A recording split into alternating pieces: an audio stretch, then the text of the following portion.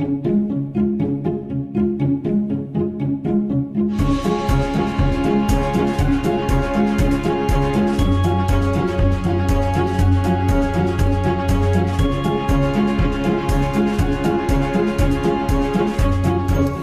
a good business idea into a profitable business is a daunting task for most people, especially if they've never done it before. So what advice do you have for startups when they're thinking about making that first step and setting up their entity? Literally, the first step they need to take before they start their business is to decide about a business structure they want to operate under. There are various types of business structures available in Australia under which you can operate. They're named as sole trader, partnership, PTY Limited, a family trust, and a unit trust. The most two common ones used are a sole trader and a PTY Limited company. If you want to find out more information about other structures like family trust and unit trust, there's a lot of information available on our website. So if the most common are the sole trader and the PTY LTD, what's the difference between the two of those? Well, actually it depends on the size and the type of the business you want to operate under. I mean, if you want to operate at a small scale level with a limited turnover and small investment, a sole trader could be perfect for you. But if you want to operate more from the growth perspective and in an organized manner, a PTY Limited company could be better. I'll give you an example. Let's say an electrician who just want to operate solo, doesn't want to employ any staff, expecting a turnover around $75,000 to $100,000. With some expenses, he'll probably stay in a lower tax threshold. Sole trader is probably the best.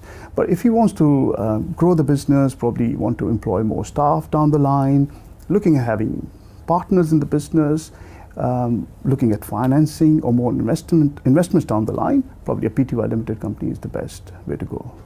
So the process of actually forming that PTY LTD, I know when you Google it, it comes up with all sorts of different acronyms, ACN, ABN, PAYG, GST.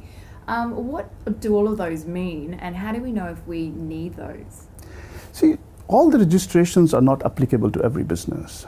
The first one is, and the most important one, is ABN, which stands for Australian Business Number. Now, every business, irrespective of the structure they operate under, needs an ABN, and that has to be applied with the ATO through the ABR, which is Australian Business Register. Now, an ACN is an Australian company number, which is actually issued by ASIC when you go and register a PTY Limited company. So the first thing, when you register a PTY Limited company, you will be issued an ACN, which is an identification number issued by the ASIC for your company.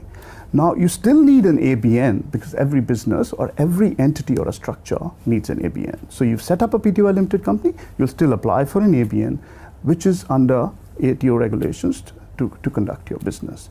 Now, GST becomes applicable based on the size of your business, which is the turnover. Now, the threshold for all businesses to apply for a GST is $75,000. So if you're expecting an annual turnover of $75,000, you'll register for a GST. That threshold is different for a not-for-profit. It's $100,000 if you want to operate as a not-for-profit. PAYG withholding, when you're looking to actually employ people, and withhold taxes from their wages, then you need to register for PAYG withholding. Do you need to do all of these at the beginning, or can these be tacked on as you grow? Now, it really depends on the size and scale of your business. You need an ABN to start, but if you're starting as a company, then you have ACN, which is issued straight away, and then an ABN.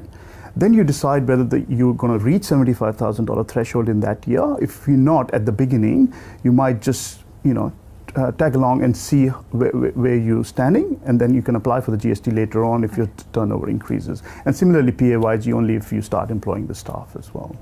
And so can this be done online by ourselves, or do we have to go through an accountant to get these?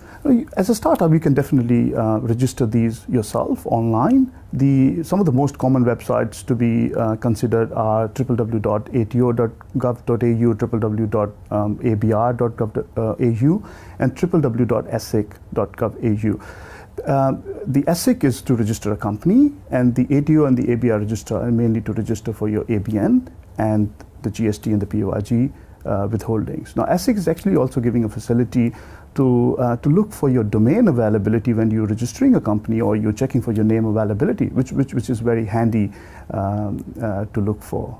That's a really good question. So do you need your domain name first or your ABN? Which one comes first? Oh, it's a catch-22, but really you need to check the availability at the same time. While you're registering for a business name or actually a PTY limited company, it's good to just check the availability of the domain name, because you want to set up a website down the line, which is very crucial for any business these days. And you don't want to end up registering a business name and then your desired domain name associated with that name is not available, and you've incurred a significant cost. So it's better that you check it, and the moment you register the company, you secure the business, the domain name, because it doesn't cost much, even if you have to set up the website later on.